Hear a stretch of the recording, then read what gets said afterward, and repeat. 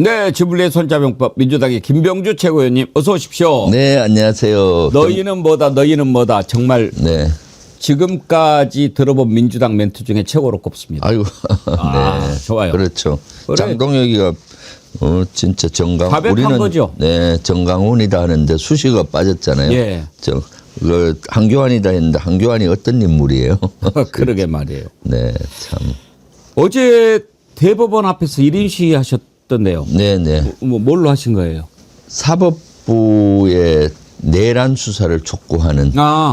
지금 사실 사법부의 내란 수사. 네, 내란 수사를 촉구하는 1인 시위를 12월 3일까지 할 예정입니다. 예. 왜냐하면 지금 내란 12월 3일 1년이 다 돼가는데도 불구하고 내란에 주불은 꺼졌지만 잔불들이 너무 많이 있고 예. 사법부는 주불조차리 그대로 손도 못 대고 있어요. 사법부가 사실은 내란이 일어난 밤에 긴급 회의를 열었거든요. 그리고 뭘 회의했겠습니까?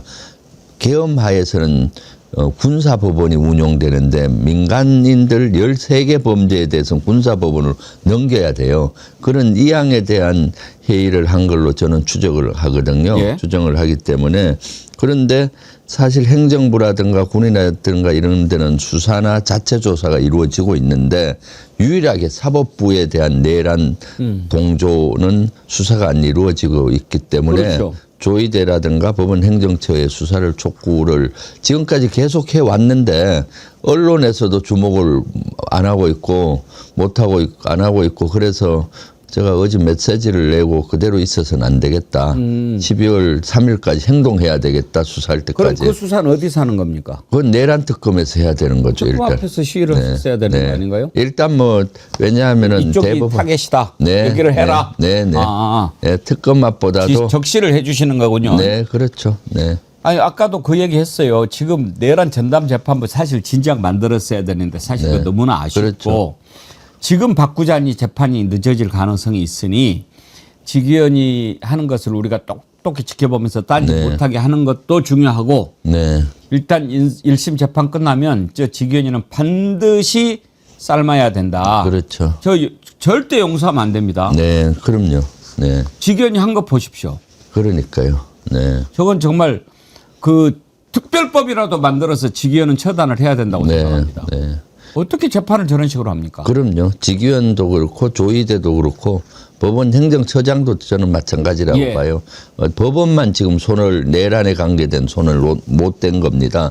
지금 국무위원들 보십시오. 한덕수를 비롯해서 그때는 다 반대했다는 했는데 국무회의 한 거는 지금 수사가 이루어지고 있는데 대법원에서 실제 긴급 12.3 내란이 일어나고 회의하고 이런 것들에 대해서는 조사가 전혀 수사가 이루어지지 않고 있거든요. 저는 여기에 조의대 대법원장 비롯해서 그 핵심 참모들은 내란에 부하수행했다라고 저는 보고 있기 때문에 처음부터 계속 요구를 하는데 거기에 주목을 못하는 것 같아요. 그래서 국회에서도 또 장외에서도 같이 지금 하고 있습니다. 예. 네.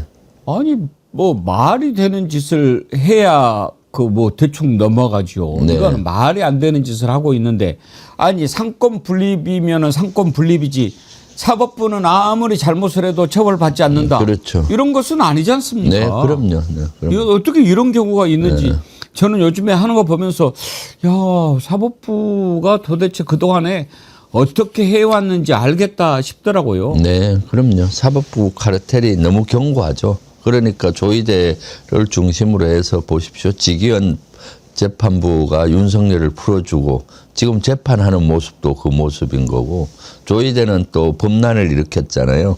대선 때 이재명을 잡아려고 했죠. 그리고 그 이후의 형태도 서부지법이 난동을 부리고 거기가 무너지고 있는데 조의대가 제대로 된 메시지도 못 내고 제대로 된 조치도 못하고 지금 재판도 지연되고 이대로 가다가 윤석열이나 김용현이 풀려날 것 같은 위기감이 있지 않습니까? 그래서 이대로는 해서는 안 되겠다라고 저는 생각을 하고 당에서도 지금 사법부에 대한 내란 관련 수사를 지금 촉구하도록 지금 계속 요구하고 있고 행동하고 있습니다. 지금 이제 내란 재판이 진행 중인데 김병주 최고위원님께서 노상원 그 수첩 해독을 해보고 네. 계엄 모의 시작한 게 2023년 10월쯤이다 이렇게 판단하셨다고요? 네네. 2023년 여름 10월 이전. 아, 네, 여름으로 보여지죠. 네. 그러면은 네. 작년도 아니고 그 전에 2년 전, 네. 2년 반 전에. 그러면 이자가 정권 잡은 지 초기에 네. 계엄을 생각했다는 거 아닙니까? 초기부터 저는 했다고 봅니다. 그때 이미 2023년 여름경에 노상원 수첩이 쓰여졌고, 그 다음에 여인영의 메모가 1년 전인 작년 10월, 11월에 쓰여졌지 않습니까? 그러니까 이미 윤석열은 대통령이 되면서부터 장기 집권을 꿈꿨던 것 같아요. 그러니까 지금 퍼즐을 맞춰보면은 초기부터 그렇게 했으니까 그 당시 이재명 대표를 피의자라는 이유로 만나주지도 않았잖아요. 그러니까 너는 나중에 계엄해서 다 쓸어버릴 거야 하니까 야당의 존재 자체를 아예 무시한 그런 형태들을 보이고 또 반국가 세력 이런 것들을 계속 얘기했잖아요. 반국가 세력의 의미는 그때도 풀이를 많이 했지만은 윤석열과 반대되는 의견을 내는 세력들, 반대하는 세력들, 우리 민주당이라든가 언론, 반대 언론이라든가 예. 또 국민의힘 내에서도 자기를 반대하는 이준석이나 뭐 한동훈 뭐 이런 세력들을 다 쓸어버리겠다는 거였죠. 네.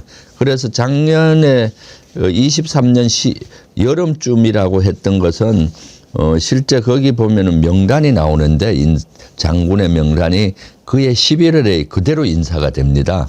장군 인사는 봄에 한 번 하고 가을에 한 번 하는데 그럼 봄 인사에는 반영된 게 아니라 그 노상원의 수첩에 쓰여진 명단이 11월 달 인사에 그대로 현실화되거든요. 그러니까 그 23년 여름이라고 보이죠. 거기 보면은 여인영가 소형기라는 게 나와요. 예. 여인영은 방첩 사령관으로 11월 달에 임명이 되고 소형기는 방첩사 참모장으로 임명이 돼요. 그리고 또 하나는 박안수가 이름이 나오는데 예. 박안수가 이제 포스터를 달고 육군 총장으로 11월 달에 가죠. 예. 그리고 계엄사령관 하잖아요. 그리고 이제 손식이 나와요. 손식도 3스타였는데 포스타로 그해 11월에 진급하고 지작사령관으로 가고요. 근데 손식은 개인적으로 몸이 아파서 중간에 그만둬서 내랑내는 안 올랐던 거예요. 그랬군요. 몸이 아파서 조기 전역을 천운이네. 했거든요. 예. 천운이었죠. 그리고 그 밑에 보면 강은 차우라고 나와요. 강씨, 강은 차우에 한다. 강호필을 의미하는 거예요. 강호필은 차후에 진급시킨다. 그해 11월에 진급이 안 되고 그 다음 해에 무리하게 포스타를 시켰어요. 뭐로 했는가 하면 합참 차장을 그동안 계속 3스타로만 와 있고 포스타로 된 적은 그동안 한두 번밖에 없는데 예. 강호필을 포스타로 진급을 그 다음에 시키면서 합참차장으로 임명을 주거든요. 예. 그러다가 조기에 지작작전 사령관으로 또 교체를 하는 거죠. 그러니까 그 인사가 그대로 진행이 됐어요. 그리고 그때 또 재밌는 것이 거기 보면은 역행사를 대비해야 된다. 예. 역행사 대비는 강호필이가 전담하라. 예. 라고. 역행사는 뭔가 하면은 계엄은 일반적인 행사고 계엄을 하면은 계엄을 친위 쿠데타를 막기 위한 반대 세력이 또 군에서 동원할 수가 있잖아요. 그렇죠. 그래서 그 보면 민주당 쪽에서 그 밑에 9사단과 30사단이 나와요. 9사단, 30사단을 쿠데타를 막는 걸로 동원하지 않을까 우려를 했던 것 같아요. 그래서 거기 보면은 민주당 쪽 9사단, 34가 나오는데 9사단, 34가 다 고향에 있어요. 지금은 34단이 없어지고 30여단이 있지만은 예. 왜 여기 34 민주당 쪽에서 쿠데타를 군을 동원을 해서 그때 부추길 수 있는 사람이 누구겠어요? 김병주거든. 왜냐하면 왜 30이 들어갔느냐? 예. 제가 34단장 출신이에요. 아하. 그러니까 34단에는 아직도 김병주의 뿌리가 영향력이 있을 것이다 하고 9사단도 고양시가 다 우리 국회의원들이잖아요. 예. 그 지역이. 그러니까 9사단하고 30사단은 역행사를 할 수 있는 가능성이 있는 부대니까 강호필이가 그 위에 1군 단장을 했습니다. 예. 그래서 강호필이가 너가 전담을 해라. 그래서 얘는 차후에 꼭 포스탈 시켜야 된다. 이렇게 나왔던 거죠. 그리고 그 다음에 포스탈 시키고. 그러니까 그런 군 인사가 네. 다 이제 계엄 준비 단계였다. 예, 2년 전에 그 명단 노상회 수첩에 나오는 그 명단 그대로 2달 후에 이렇게 진행이 됐던 거죠. 그렇기 때문에 23년 이것은 여름에 예. 이 노상원의 수첩은 작성이 됐을 확률이 있고 그다음에 방첩사령관 여인영의 메모는 그 1년 후 그리고 지금부터 1년 전인 작년 10월에 이 내용들이 업데이트가 됩니다. 예. 업데이트 되는 내용이 재미있는 거 보면 노상원의 수첩도 핵심 정치인들을 수거 대상으로 명시하잖아요. 이재명부터 이렇게. 근데 노상원의 수첩에는 2년 전에 이준석이가 나와요. 이제 그 윤석열의 눈의 가시가 그때는 이준석이었거든. 그렇잖아요. 나중에 그런데 한동훈이고. 여인영의 수첩은 한동훈으로 바뀌어요. 아. 이준석은 빠져. 예. 그러니까 작년 10월, 11월에는 누구였냐? 한동훈이가 눈에 가시였거든요. 그리고 노상원의 수첩에는 최재형이가 안 나와요. 예. 최재형은 23년 11월에 그 김건희한테 디올백을 주고 한 사건이 공개가 되거든요. 그러니까 이 노상원의 수첩에 그 최재형이 안 나오는 걸로 봐서는 그 전에 적정된 거고 여인영의 그 메모에는 최재형이 나옵니다. 그래서 여인영이 쓴 메모 속에 이것은 누가 지시했느냐? 윤석열 아니면 김건희가 했을 확률이 높다라는 거죠. 업데이트가 되는 거죠. 업데이트가 됐죠. 그리고 이제 이것을 조금 더 체계화해서 부정선거론으로 이제 몰아가서 민주당을 다 없애고 민주당 국회의원들 다 제거하고 비상입법기구를 만들어서 한다는 게 노상원의 수첩 나오잖아요. 그래서 부정선거론에 대해서 어떻게 할 건지가 여인영의 수첩에 작년에 세부적으로 나와요. 부정선거론으로 모는 것이 21대 총선과 22대 총선이거든요. 21대 총선에 이제 양정철을 연 이유가 그겁니다. 양정철은 21대 민주연구원장으로서 민주당의 총선을 지휘한 전략가였거든요. 그래서 양정철이 중국에서 부정선거를 배워와서 부정선거 했다라고 음모를 하기 위해서 양정철을 였는데 사실은 여인영과 김용현은 양정철의 존재를 잘 몰라요. 그렇죠. 저도 21대 영입되기 직전까지는 양정철이 삼철 중에 하나라는 건 한 분이라는 걸 알았는데 민주연구원장을 하고 21대 총선 전략을 짰는지는 몰랐는데 영입되고 나서 아는 거예요. 그러니까 여인영 메모에 양정철을 누가 였겠어요. 그때 윤석열은 알았거든요. 아하. 윤석열은 그때 문재인 정부 때 어떻게든 검찰총장 하려고 줄을 댔었잖아요. 그런데 그러다 보니까 양정천으로 오탈자를 낸 거예요. 쓴 거죠. 예, 잘 모르니까. 그래서 그 여인영의 메모에 나오는 이 명단들은 결국은 윤석열과 김건희가 명령한 거다, 불러준 거다라고 저는 추정을 하고 있죠. 그걸 그래서 지금 퍼즐이 거의 맞춰지고 있어요. 있는 거죠. 네네. 그 다른 거 여쭤보기 전에 잠깐 궁금해서 여쭤보는데 이번에 이제 중장 진급 인사하면서 방첩사가 빠졌잖아요. 네. 방첩사령관이 현재 3스타 아닙니까? 네네. 그런데 지금 이번에 인사가 안 난 거 보면은 방첩사를 좀 축소시키겠다. 그러니까 이제 방첩사령관을 3스타에서 뭐 2스타나 이렇게 낮추려고 하는 것 같은데 그렇게 보면 맞습니까? 그렇죠. 지금은 방첩사를 거의 와해 수준으로 하려고 하고 있죠. 방첩사가 그동안 쿠데타의 늘 중심에 서 있었기 때문에 그래서 그 기능들은 몇 개 기능이 있는데 방첩사령부에 두지 말고 다른 해당 부서로 기능을 보내버리는 거예요. 사람도 보내버리고. 그러니까 예를 들면은 방첩 수사 기능이 있어요. 간첩 잡는 수사. 이거는 군의 전문 수사기관이 조사본부입니다. 군사경찰이. 그리 보내는 거고. 그다음에 군 내 동향 파악이 있거든요. 군을 늘 모니터링 해야죠. 군은 늘 무력을 갖고 있으니까 그것은 이제 정보본부에서 준다든가 하고 그다음에 이제 군사보안 분야 혹시 간첩이나 불순분자들이 군의 보안을 빼서 북한에 가든가 다른 국가에 갖고 가는 군사보안 분야를 그 기관마다 정보 참모들이 있어요. 거기 보안 장교들이 있거든요.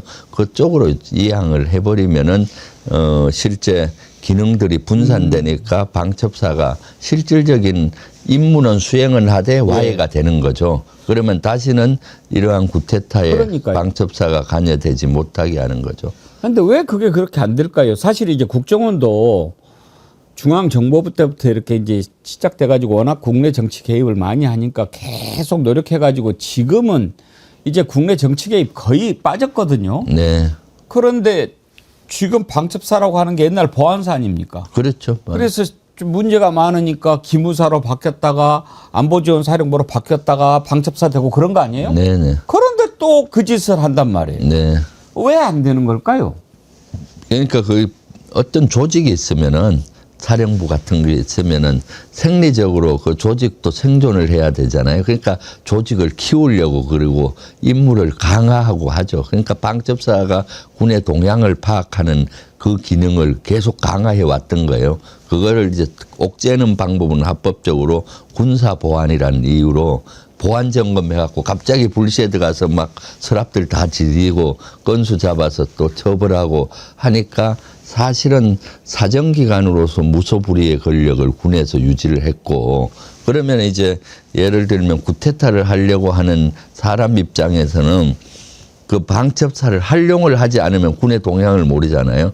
그래서 방첩사는 원래 기능이 구테타를 막으라고 있는 기능인데 역으로 이렇게 또 그 이용을 당하기도 하고 구테타의 주역이 되기도 하고 그렇게 됐던 거죠. 그래서 이번에는 확실히 이것을 개혁을 해서 다시는 이렇게 되지 않도록 해야 된다고 봅니다.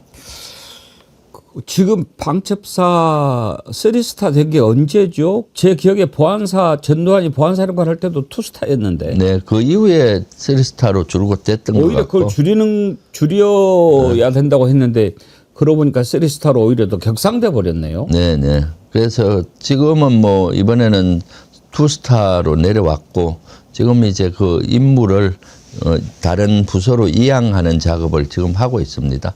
네. 힘을 빼는 작업을 하고 있죠. 노상원이는 정보사령관을 했죠. 네, 네. 정보사하고 방첩사하고는 역할이 완전히 다릅니까? 다르죠. 정보사는 예. 순수한 북한의 정보를 수집하는 부대고 방첩사는 우리 군에 대한 정보, 우리 군에 대한 정보를 수집하는 거죠. 예. 네, 그것이 좀 다르다고 보여지고 조금 겹치는 부분은 있어요. 간첩과 같은 활동을 방첩사가 수사를 하잖아요. 예. 그렇기 때문에 북한과 연계된 간첩들이기 때문에 그 분야는 좀 겹치지만은 정보사는 순수히 북한에 대한 정보를 수집하고 북한과 관련된 정보를 수집하기 위해서 공작을 하고 이런 활동을 하는 거죠. 옛날에 흑금성 이런 영화 있지 않습니까? 예. 북한에 가서 비밀을 탈취해오고 이런 역할은 이제 정보사령부가 하는 겁니다. 네. 그렇군요. 네. 그 이번에 김용현이 일반 이적 혐의 공소장을 보면서 오시면 좀 여쭤보고 싶은 게 있었는데요. 네. 그 김용현이 합참 지휘통제실에 오물풍선을 타격하라 이렇게 지시를 네. 했고 육군 1군단과 3군단이 즉각 30mm 대공포인 비호 등의 발사각을 높여서 고각 발사를 위한 조준에 들어갔는데 네. 합참의 만류로 실제 발사하지는 않은 것으로 드러났다 이렇게 네. 됐어요. 그래서 먼저 첫 번째 드리고 싶은 질문은 30mm 대공포의 발사각을 높여서 고각 발사를 위한 조준에 들어갔다는 것은 어떤 단계입니까? 그거는 뭐 이제 저는 거기에서 의미가 끝까지 문장을 봐야 되는데 대공포로 예를 들어서 오물풍선을 사격하는 거는 그렇게 큰 문제가 아니고 이제 원점을 타격하는 게 뒤에 나오거든요. 예. 예. 그렇게 하고 1단계 그렇게 하고 2단계로 원점을 타격하라고 본 것 같아요. 하여튼 북한에서 넘어오는 예를 들어서 드론이든 오물풍선이든 격추하는 게 맞죠. 그리고 그 대공포는 공중에서 이렇게 빠방 그 터지는 거. 터지기 예. 때문에 그 탄이 북한으로 넘어갈지는 않아요. 그렇지만 합참에서는 혹시 그 탄이 유탄이 날 수도 있잖아요. 그것이 불발이 나서 북한으로 넘어갈 경우 이렇게 또 충격전이 벌어질 걸 우려해서 반대했던 것 같고, 근데 더 주목해야 될 것이 그거보다는 그거는 큰 북한과의 그 도발을 유도하는 거는 아니에요. 왜냐하면 대부분 공중에서 이게 폭파해버리기 때문에 그 탄이 북한으로 안 넘어가는데 원점 타격까지 하려고 했던 거죠. 예. 그 원점은 북한의 그 오물풍선 보낸 지점이 MDL로부터 군사 분계선으로부터 한 10에서 15km 후방 지역이거든요. 그럼 그 지역을 타격은 뭐로 하겠습니까? 포병 사격을 하든가 전투기로 폭격을 해야 되니까, 그렇게 되면은 대대적인 포병전이나 화력전이 일어났기 때문에 국지전으로 가는 거죠. 그래서 그 첫 번째 거를 빌드업하기 위해서 제가 봐서는 김용현이가 지시한 것 같아요. 먼저 오물풍선 사격해보고 그다음 원점도 때려라. 예. 원점만 때리라고 얘기하면은 반대할 거 아니에요. 그래서 두 가지를 동시에 지시한 것으로 봤거든요. 빌드업 시키기 위해서. 그렇군요. 네네. 두 번째 궁금한 거는 그렇게 지시를 김용현이 했는데 합참이 말을 안 들었다는 것 아닙니까? 네. 그러면 합참을 칭찬해 줘야 됩니까?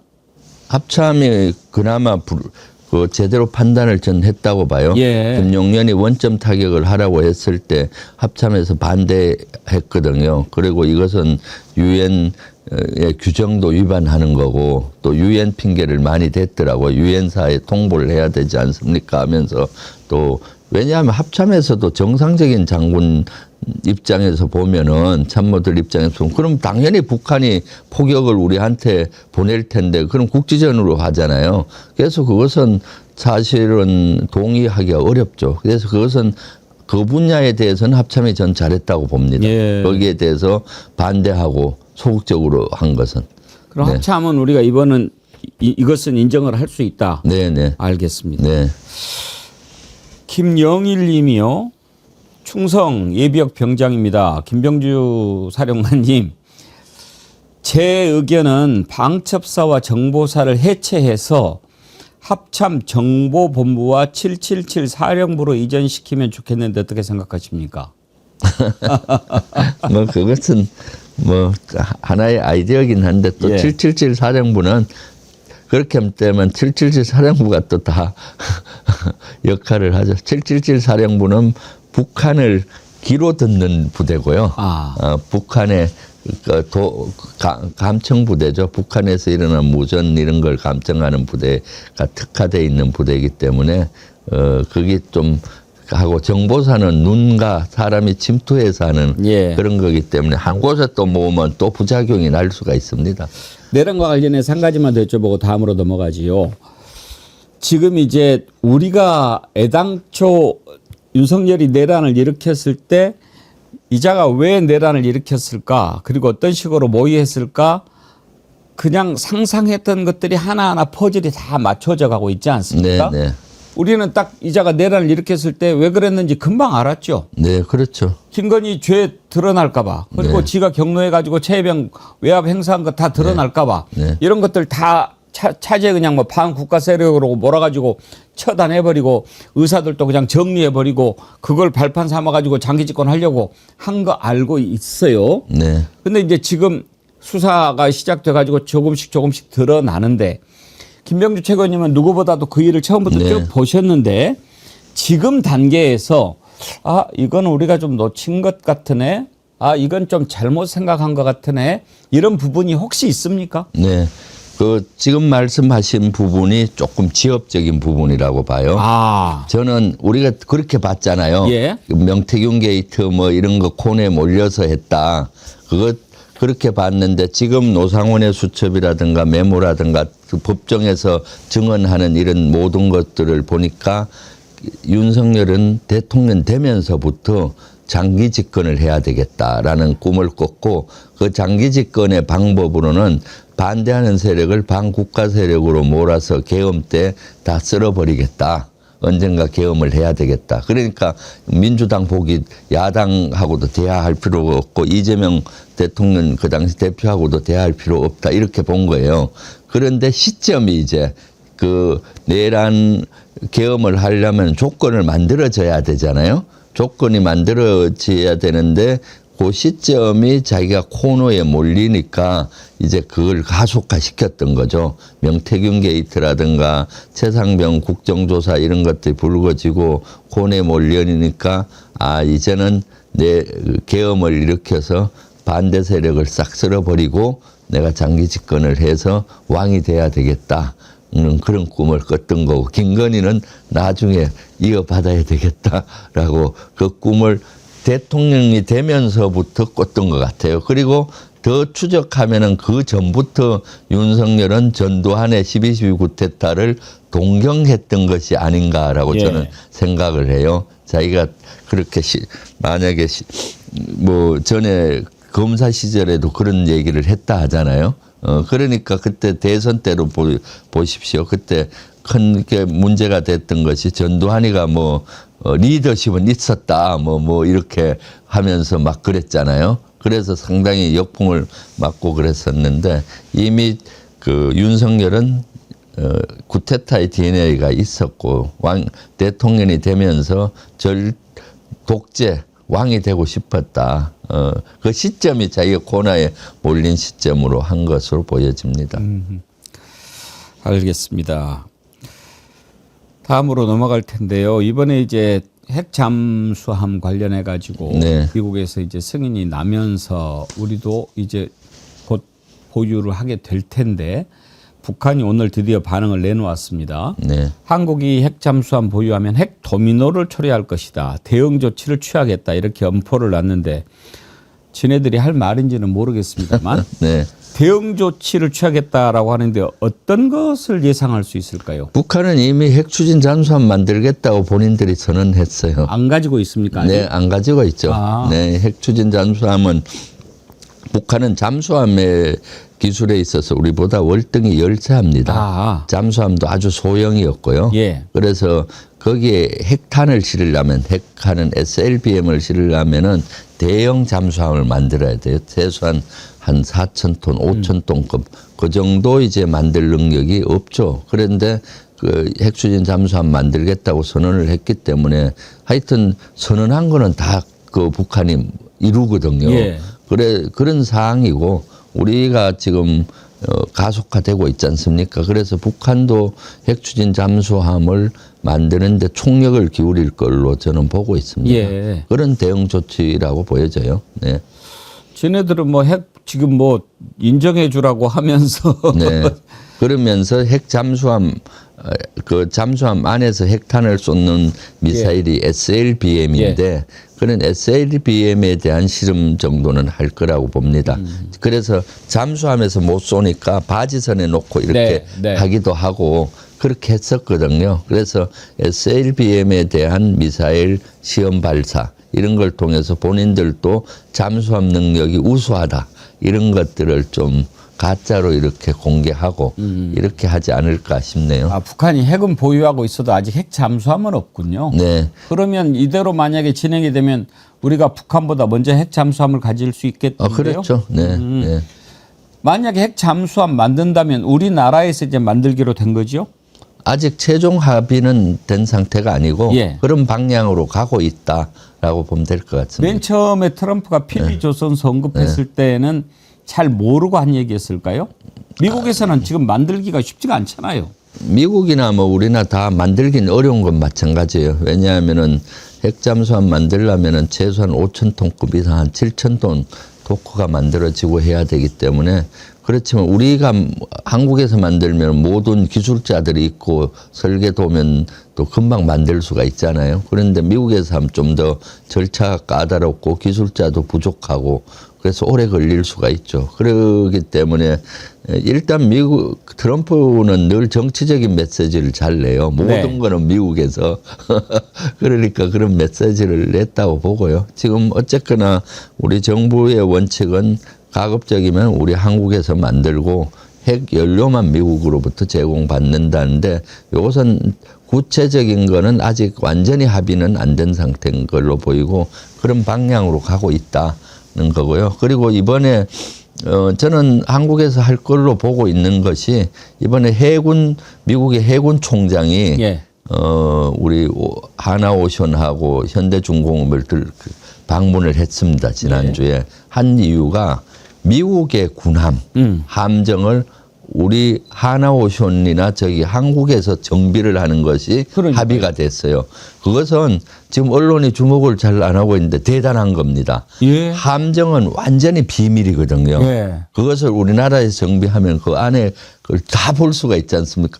무기는 뭘 장착하는지, 뭔 원리로 하는지를 다 볼 수가 있는데 우리나라에서 정비를 한다? 이것은 그만큼 한국을 신뢰하고 한국을 완전히 믿고 있다는 거고 한국의 기술의 우수성을 또 인정한다는 거거든요. 예. 자기들은 그런 능력이 없으니까요. 다른 언론은 잘 네. 주목을 안 했는지 몰라도 우리 정어리 TV는 월요일날 이재명 대통령이 딱 발표할 때 주목을 했어요. 그렇죠. 이건 역시 대단한 거다. 대단한 거죠. 예. 그걸 그 미국의 함정, 군함을 한국에서 정비한다는 거는 대단한 겁니다. 예. 우리 기술자들이 그러면 거기 분명히 비밀 구역으로 엄격히 규정해서 통제된 기술자들만 들어가서 하고 또 서약서로 써서 밖에 노출 안 시켜 뭐 이렇게 할 겁니다. 예. 그런 것들은 우리를 그만큼 신뢰하고 우리 기술 수준을 높다고 봤기 때문에 그거고요. 그런 측면에서 해군 참모총장이 미국의 해군 참모총장이 와서 직접 하나오션도 갔고 현대중공업도 가서 다 봤거든요. 그러면 이제 한국에서 핵추진 잠수함도 건조할 수 있겠다라고 나름 판단했을 거라고 봅니다. 예. 그래서 그런 지형 정찰을 한 거죠. 그래서 이제 우리의 안대로 한국에서 건조하고 핵 연료는 추진 연료는 미국으로부터 제공받든가 아니면 예를 들어서 한미 원자력 협정을 개정해서 한국 자체로 연료도 농축을 하는 방안 이런 여러 가지 방안이 검토되고 있으리라 봅니다.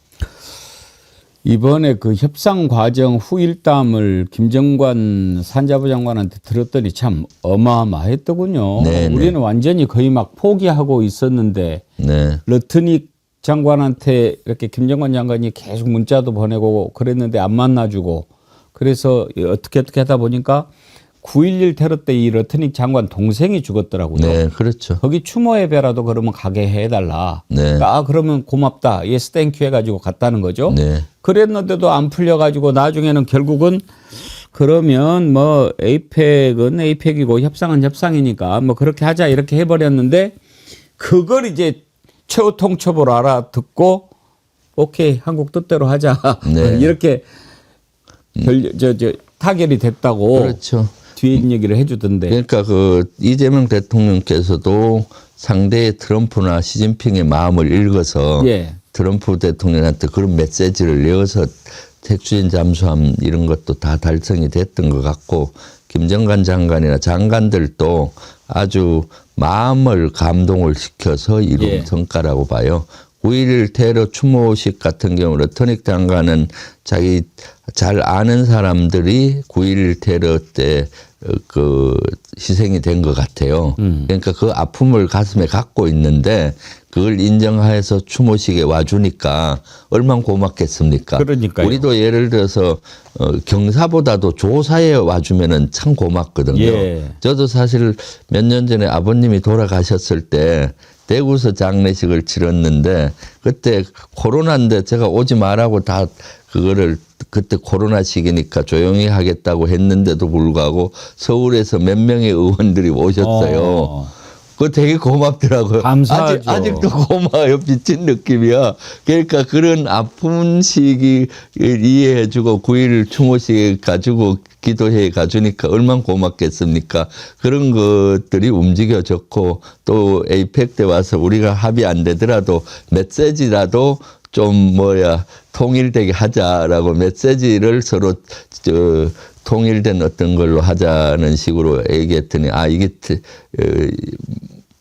마지노선을 정해놓고 양보 안 하겠구나 한국은. 그래서 하자고.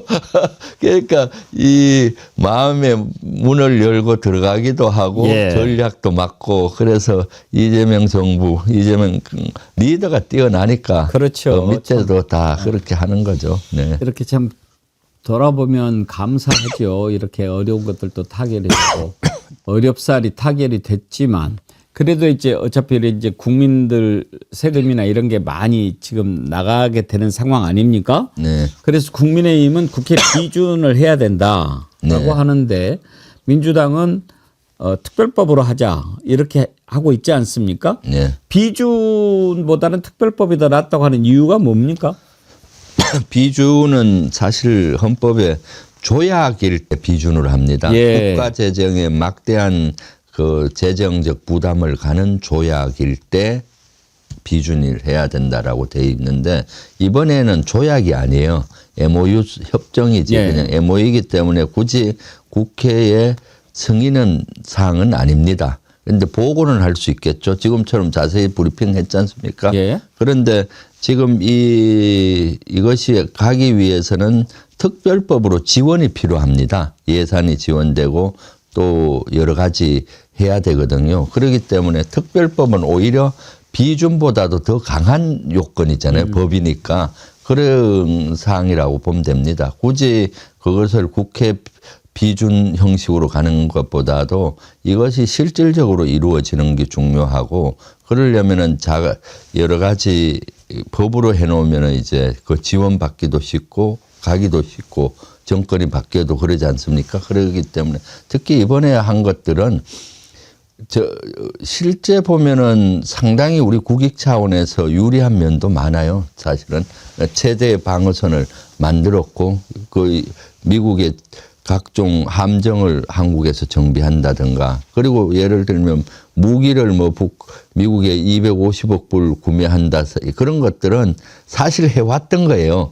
우리 군에서는 5개년 계획을 가지고 있습니다. 5년 동안 무기를 어떻게 발전하고 그럼 국내 생산으로 할 건가 구매로 해야 될 건가 이런 것들이 이미 5년치 계획 속에 그게 다 있는 건데 그거를 그냥 명문화해서 마치 트럼프의 공으로 돌려준 겁니다. 예를 들어서 그때 이재명 후보 시절에 대통령 후보 시절에 저도 몇 번 얘기했어요. 그거 요구하면은 우리가 해주는 무기 5년치 이미 계획이 돼 있는 거를 다 계산해서 사겠다.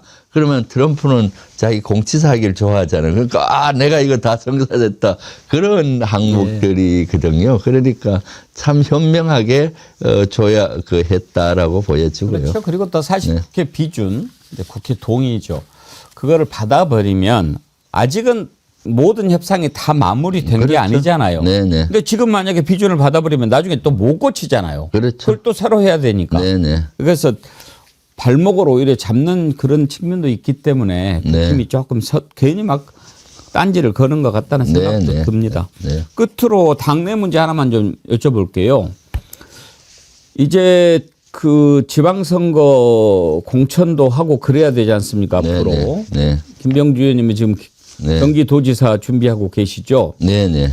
그런데 정청래 대표가 원래 당규 개정안을 전 당원 투표에 붙이기로 했다가 이걸 바꿔가지고 지금 뭐가 좀 시끄러운 것 같은데 이건 뭐죠? 왜 그런 거죠? 그것은 조금 오해가 있었어요. 왜냐하면 당원 주권 시대를 열겠다라는 것이 이재명 대통령이 대표 시절에도 했던 거고요. 예. 정청래 대표의 공약이기도 하죠. 예를 들면은 대의원 표가 20명 당원 표를 먹었거든요. 그러니까 실제 헌법에도 국민은 1인 1표제지 않습니까? 예. 그래서 당원들에게 1인 1표를 행사해야 된다. 권리당원은. 그렇게 이제 바꾸려고 하고 있는데 거기에 이제 웹자보에 그걸 투표 홍보하면서 좀 잘못 홍보를 한 것 같아요. 10월 달 당비를 낸 사람은 투표한다 이런 식으로. 사실은 투표 권한이 가지려면 6개월 동안 당비를 낸 사람이 투표 권한이 있거든요. 권리당원이라도. 6개월부터 10월 달 당비를 내면은 이미 6개월 전부터 하고 10월 달 당비를 낸 사람으로 표현을 했으면 괜찮은데 6개월 하면고 이 10월에 당비를 낸 사람 그걸 정확히 표현을 안 하다 보니까 우리 당원들 입장에서 지금 그러면 갑자기 당원에 가입해서 10월 달에 가입하면은 투표권을 준단 말이야 이렇게 되잖아요. 그러다 보면은 그구나 저런 데서 또 들어와서 왜곡시킬 수가 있잖아요. 그런 거를 우리 당원들께서 우려해 하셔서 어저께 수석 대변인이 그런 설명도 드리고 그렇게 했는 것 같고 큰 방향에서는 당원 주권 시대로 가는 거에 대한 찬반 동의를 묻는 투표를 이제 이번 주 하려고 하는 건데 그런 오해가 있었죠. 사실 이것은 업무에 우리 당에서 좀 미스라고 봅니다. 좀 더 세부적으로 그러게요. 오해하지 않게 설명을 했었어야 되는데. 네. 하여튼 말이 안 나오게 해야죠. 네, 그럼요. 예, 네, 알겠습니다. 그런 것 자체는 아주 세심하지 못했다고 보였죠. 네. 오늘 또 당내 문제까지 다양한 질문에 대해서 또 다 이렇게 시원시원하게 답변해 주셔서 감사드리는데 기침을 좀 하시는데 혹시 감기 기운 있으세요? 아닙니다. 약간. 추위에 정말 건강하셔야 됩니다. 네. 김병주 최고위원님의 건강은 김병주 최고위원님만의 건강이 아닙니다. 아이고, 감사합니다. 우리 정의리연의 건강이고 네, 네. 경기도민의 건강이고 네. 민주당의 건강이고 네. 대한민국의 건강입니다. 아이고, 감사합니다. 힘내시라고 제가 오늘 아이고. 특별히 맛있는 거 하나 드릴게요. 뭡니까? 찐빵 하나 드릴게요. 아, 그러세요? 찐빵 아이고, 좋아하세요? 점심 안 먹고 왔는데. 아, 그래요? 점심 찐빵 좀 드려요. 으로 하면 되겠네요. 아까 일부 끝나고 네네. 그 혹시 찐빵 하면은 안흥찐빵 유명하잖아요. 네네. 정어리몰에서 오늘 안흥찐빵 날씨가 추워져서 그러세요? 예, 준비를 한번 드셔보세요. 뭐 마실 것도 하나 좀 마실 거. 쌍화차 같은 거 아니요, 하나. 물만 주세요, 뭐. 물. 예. 안흥찜밥 저는 되게 좋아합니다. 왜냐하면 완스타트 이포병 여단장 할 때 우리 예하 부대가 네. 안흥에 부대가 있었어요. 그래서 거기 가면 항상 안흥찜밥 먹고 가고 예. 또 사다가 우리 여단에 와서 참모들한테 나눠주기도 하고 그런 적이 그러셨군요. 있었죠. 옛날 그러면 생각도 나시겠습니다. 네. 안흥찐빵이 또 이게 통팥으로 이렇게 해가지고 네. 너무 달지 않은 것이 매력인 것 같아요. 네, 그렇죠. 그렇죠. 겨울에는 안흥찜빵이 아주 제격이죠. 네. 오늘 점심 사셨습니다. 이거 점심입니다. 맛있게 드십시오. 제가 또 여기서 바로 다른데 SBS 또 방송이 있어서 또 바로 방송 가야 있으세요? 되는데 점심 먹을 시간이 없었는데 너무 그러시면은 맛있네요. 네, 좀 드시고 가십시오. 제가 약속 없으시면 오늘 점심을 모시려고 그랬더니 예, 여러분 안흥찐빵 맛있게 드시고요. 또 정어리볼이 이번에 듬뿍 도가니탕 추운 겨울에 준비했는데 이것도 여러분 아주 반응이 좋습니다. 광고에서 한번 차분히 보시고요. 그 나머지 드세요. 네, 드시고 네. 오늘 네. 가시면 되겠습니다. 아이고, 네. 여기서 인사할까요? 네. 예. 감사합니다. 저 혼자 먹으니 미안한데 점심 맛있게 드십시오. 아까 일부 패널들도 드셨어요. 고맙습니다. 베르사유의 장마님, 정어리 방송 있어 참 행복합니다. 사랑합니다. 슈퍼챗 보내주셨는데, 네, 고맙습니다.